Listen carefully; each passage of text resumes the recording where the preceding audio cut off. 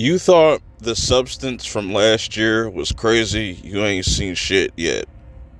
I just got out of watching The Ugly Stepsister. This is the horrification of a beloved Disney property, that's been kind of the trend. And I feel like this might be the best one yet that's not connected to the Pooniverse. Now, a few things you should know about this movie going in. One, there are subtitles. It's a Norwegian film, but I don't think it's going to be anything super complicated to kind of follow. The dialogue is pretty simple. It's more of like the visuals, and I like, instead of having musical numbers, this movie feels like a musical without the music. They replaced the music with dance, and I feel like that's a really interesting angle they go with this movie. And another thing, it's on Shudder. Well, it will be on Shudder eventually. This is playing in the theaters. You might not be able to catch it in your theaters. You just check your local listings.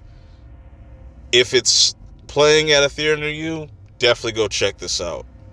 Off rip, this is a recommendation before I even get into the actual story, because I really like what they did with this movie. So, without getting into any spoilers, this is pretty much about this character, our main character, Elvira, and she in this is a part of this family that's about to get married, and her mom's about to get married, Rebecca.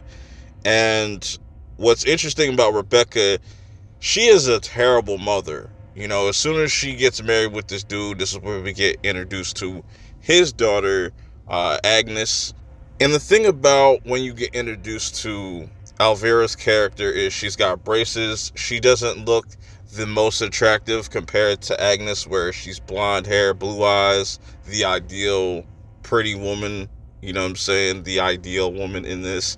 And the duality they kind of play out with this is very interesting. They really play with the idea of like who is really the Cinderella character, because you have Elvira here. She is very much in her fantasy world where she dreams of wanting to be with this prince, and then it gets to the point where she gets the opportunity, amongst other girls that are like candidates to, meet the prince at this ball. It's kind of like set up just like the Cinderella story, but like I said, you're seeing it from a different POV. And she goes through these like transformations, and then there's this one thing she gets her hands on.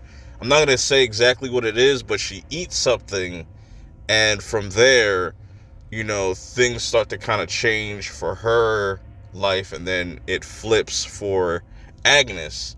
And what she's willing to do and how far she's willing to be with the prince, even though the prince wants nothing really to do with her.